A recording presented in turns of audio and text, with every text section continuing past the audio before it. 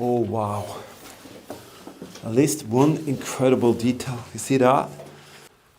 What is that crazy thing doing all the way out here in the forest? See that image there? That is the background for what's going to happen here today. Welcome to the History Hunter here, and Eagle Eyes. We are on the Great World War II Challenge Tour, and this is part 2 of the very interesting German Kriegsmarine harbour. In part 1, if you haven't seen it, please watch that to get full context. It's here where it says more. Just click in there and you'll find a link for the video. And when you have that link, see that first, come back and see this. Because in part 1, we really got some surprises of what is around this area, because we want to focus on the specific area of the harbour. But we got lost in so many features, and today we are going to show you both the harbour, the features down at the harbour, at a little mountain plateau, and I'm going to share a very special picture with you. So that is going to be very interesting. So join us, let's go out and find the path together right now.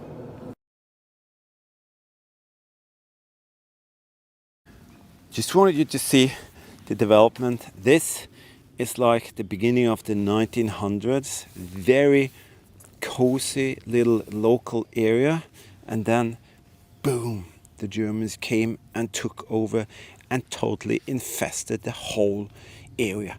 So what they did, they built more harbour, bigger harbour. They had all the different vessels coming and going to supply this area, and the harbour was very, very important. Just imagine coming and from this to a very active German World War II harbour with at least 10-15 vessels every day in that area. Down at the harbour area, there are specific structures and buildings. This is a machine gun post, a guard position that was just above the harbour, protecting the harbour. But there are different features here. There are mess halls, there are storage buildings, there's a huge repair facility. The captain or the commander of the location here actually stayed in that house here. You have workshops way up in the mountainside like this thing here, and it's just a plethora of different features and buildings having different purposes to serve the harbour and all the activity that took place here. But we are going to go a bit further down here, and we're going to see if we can find some of the features there, and on the top we're going to see if we can find a missing gun position. This is about maybe where the image was taken, and this is the commander living quarter, the commander of the whole area. And you can see this is where the vessels were moored up. There's so many trees and other things, you cannot actually see it. Eagle Eye has a little hay fever right now. He's allergic for pollen, the small things flying around in the air in the summertime. So he's struggling with some sneezing, but he's doing well. Any harbour was very vital for the Germans, because the harbour were resupplying positions. They could stock up on fuel, they could deliver goods, bombs, munition, artillery shells. So every harbour was very well protected, but also the surroundings of the harbour could be used. They could have munition storages, they could have gun positions, they could have all kinds of features. Also recreational areas for the sailors, the submarine crews. All of that was in this area, and the Germans took very well advantage of all the possibility that this position could give them. And this is what the whole purpose of this harbour was. It was to be able to supply and restock and transport troops back and forth, so they could man all the insanity of positions that you saw in part 1, at least some of it. And we're also going to show you a 2-part series of insanity up there. There are so many absolutely incredible features in the mountainsides here. Gun positions, huge mortar positions, artillery, field artillery cannons. It's crazy. It's totally crazy. And all of that was just because of one thing. all of this is very, very strategically important for anyone, but especially when the Germans were here, they could take out anyone who tried to come in. There's like a waterway coming in from here, from here, from here, and if you follow this route, this is where the Germans installed and invested in some of the most expensive investments they did on the Atlantic Wall ever. I'm a bit curious about where does this thing here leads to, because this road is very well built all the way out here, and I can see huge fish there. So I'm just so curious about where does this road leads to. Is it down to the old harbour? I really haven't got a clue, but we're definitely going to check it out. There are these huge pieces of metal laying around here, and I mean huge. But what was in the end here? Let me show you. I'm just going to kind of take you in here. It's a, I think it's a natural cave of some sort. What is it? Has it been drilled or made? I'm not sure. It's not big, it's just kind of this thing. Yeah, there's a drill bit there.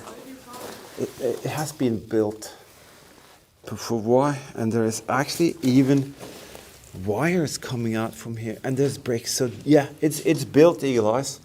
This thing here is built, at least converted for a purpose. But maybe they had a gun in here actually. This is where it's situated. Yeah, all the way out there. So where are we now, Eagle Eyes? We're here. So what did we find there? A cave with a gun. I think it's actually a cave with a gun. We're also very interested in finding out what that is, and that is, and that, and this here. So what we're going to backtrack here, and we're going to go up the mountainside, see if we can find this lost gun position, and then we're going to go and see there are a couple of tunnel systems here, but I really don't know where they are. And also, in the end, we're going to go down to the German World War II harbour. So now we know why they put these huge blocks of rock here. That was actually to do something really ingenious. They hollowed out the mountain there, and they needed to get a gun down there so they can be the first gun, the very, tip of the spearhead. That was right here. How ingenious. That is something that I never would have thought they would do here, because this is on the outside of the mountain. So they had to blast all of this away just to get maybe this gun inside the mountainside. That is crazy, lot of work. But also we're going to go up here. It's a very, very steep mountainside, and we're going to see if we can find a kind of a forgotten and lost gun position. All right, so now we're going to try and see if we can find the forgotten and lost gun position, because this gun was the gun that was closest to the harbour itself, so they could actually protect the harbour from direct attacks. So the Germans installed their guns here, but it was originally installed with a different type of gun, and I'm hoping that we'll be able to find it. But is it like here or is it like here? Oh, we'll go up here first.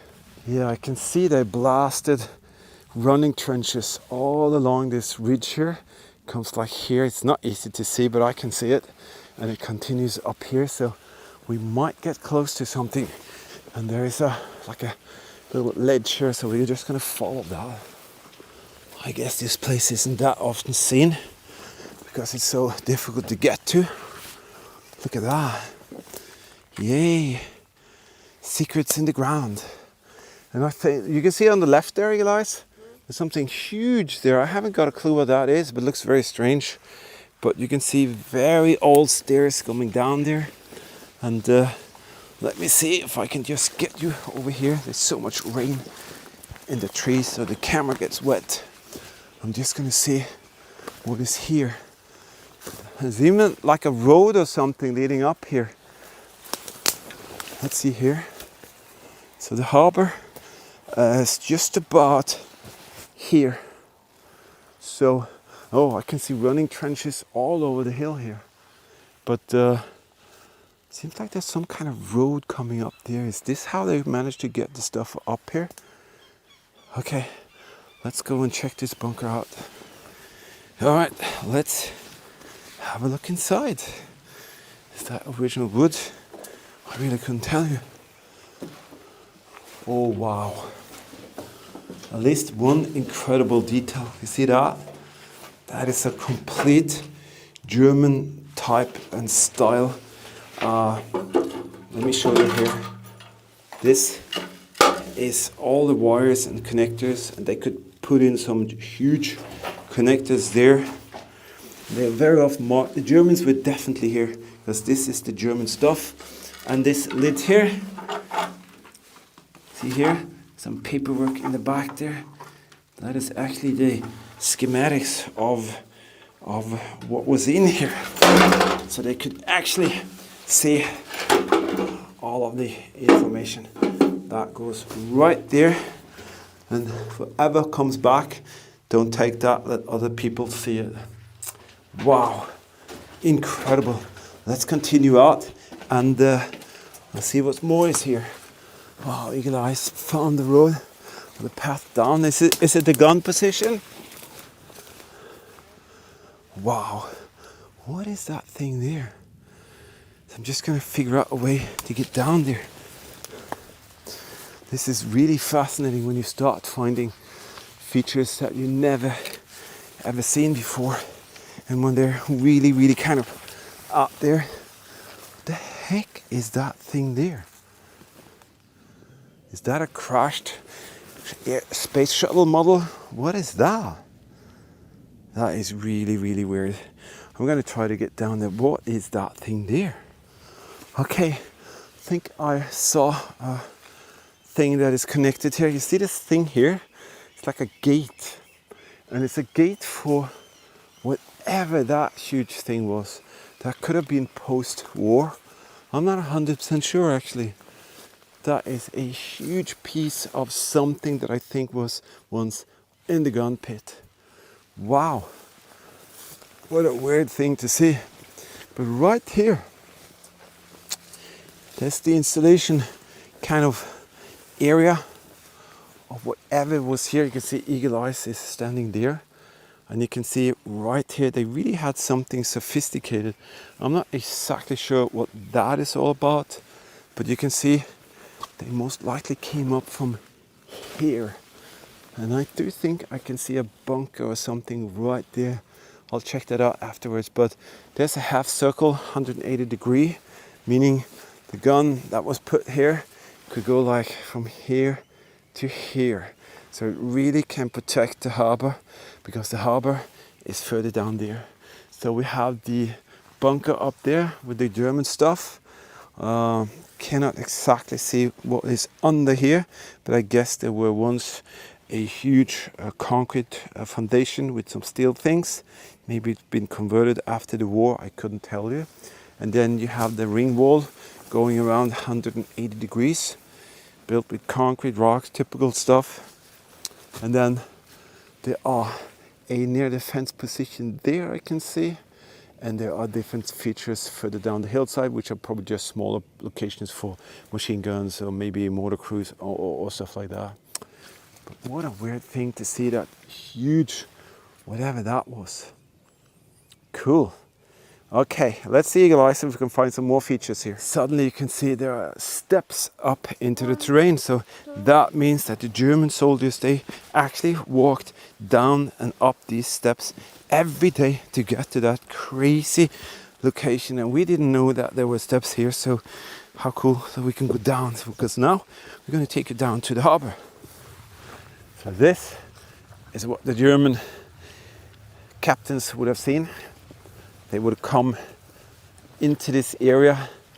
It wasn't that big during those days, but they would come in here and then they would turn around here into the harbour. And all out here, there was also a harbour where they took on and gave off munition, and that was the munition harbor right there. That was separated from the other harbor. So if there was ever a accident here, it wouldn't do damage to the harbor that I'm standing on now. So this is the beautiful area that all of these sailors could experience. And for the captains, it was silent water. Well, the storms could be very tough here, but it was beautiful water sailing into the harbor, which is just behind us. And that's where we're going to continue our journey now. That, my friend, is a German WWII mine display, and we create and give them away to our patron team members. This is a German Soldatenheim little shadow box. This is a 9mm munition box. Everything here is original. These are artifacts from the Second World War, and we give them away to our patron team members. If you want to check out how to become a patron team member, there's a link here in the video description where it says more. Just click that, then you click the link for the patron, and then you'll see how you can become a patron team member, and you will in the end up with something absolutely spectacular, some small artifacts from the Second World War, and we will share history in a very special way together. So let me show you a little thing here so you can see where the German vessels were moored up. So I'll put a little sign here so you can see it here.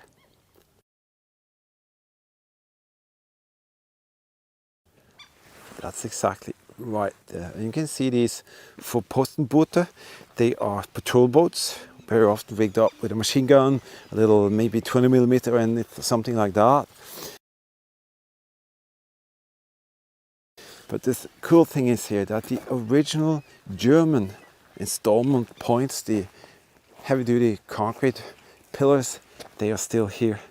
These are the ones, and let me take you down to one of them. See these stairs here?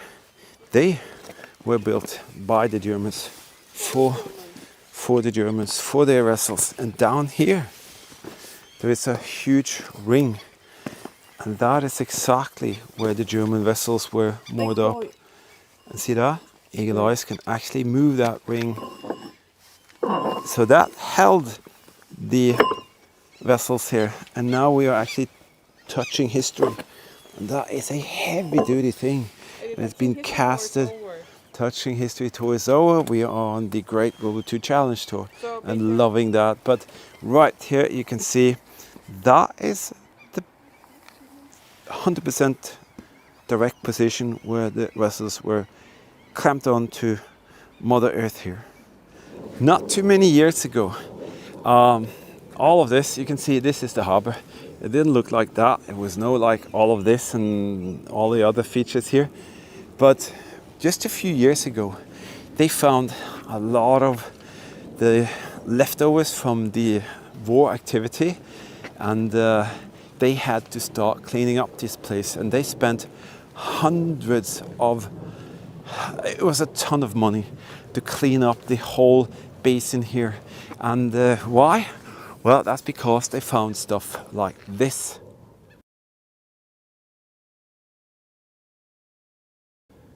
Yeah, and we were thinking about taking the ROV down into the deep here to check it out, but then we just realized that that wouldn't happen because what they did was so extensive, and they dredged and sludged and did so much work here for so many weeks, and there's nothing here except from sand that they filled in afterwards to really clean up the ocean bottom, because they've been using tars and all kinds of stuff to maintain the vessels and all of that, and also post-war. So they dredged and cleaned up this place so incredibly, you won't believe it. So this is actually one of the cleanest areas in the region, actually, just because of that. But right here, that could very well have been the pulley or pullet that the German vessels were attached to when they were here, who knows? And they came in here, turned around, and moored up right here. That is spectacular, huh? But I have a photo that I want to share with you, so I'm gonna bring you on the other side of this harbor here.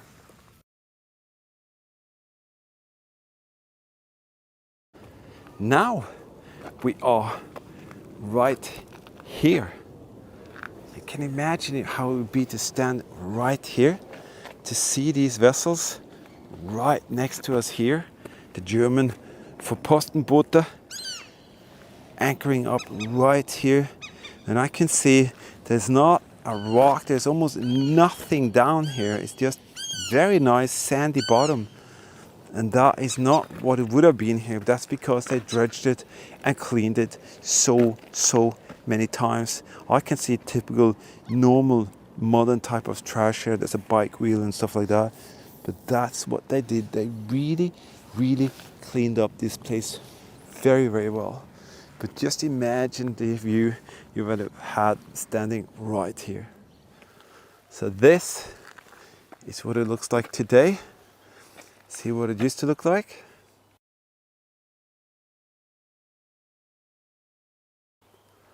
Yeah. So right down here they found several 88mm and 105mm artillery shells. So they just had to do everything. They dredged for days and weeks, and everything been sifted through at least 5 or 6 times actually. So they did a very good job in removing all of the dangerous explosives here, but that most likely came out of one of these vessels that you see in the image here. You guys spotted something. I said, whoa, see that? 1937. This is just on the wall here at a house. See here? How crazy is that? 1937. And the rubber gasket is here as well. How crazy is that? So on this house here, you find the German installation from 1937. Even today, it's been left alone. Nobody has ripped it down. That is just awesome to see. That is how you can really see history, by leaving it be, let it be there, and then let other people come and say, hey, why does it say 1937? Why does it say 1937? And then the story can start rolling. That's because the Germans came here, they found this place interesting, then they started to bring their gear, and in the end, as you've seen, you can see that they fully took over and said, this harbor is now ours. I said I wanted to share a very special photo with you, and I will. And I will do it like this, so you can see here. These are the German vessels for Verpostenboote. You can see in the front there are machine guns, 20mm, and let me hold it like that.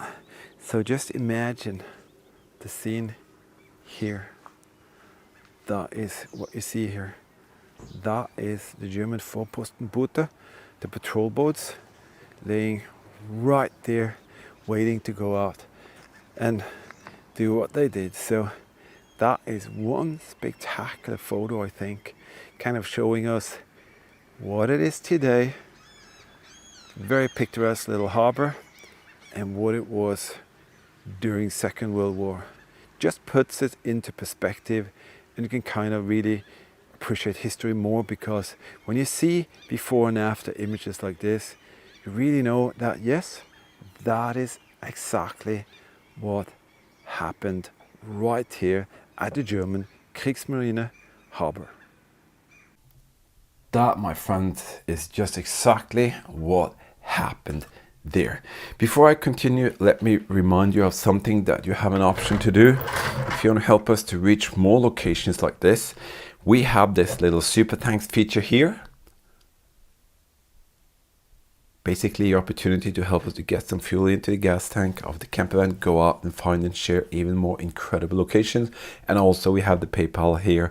Click more, then you can click there where it says PayPal donations, and we thank you for each and every one of you who helps us out so that we can go out and find and share more.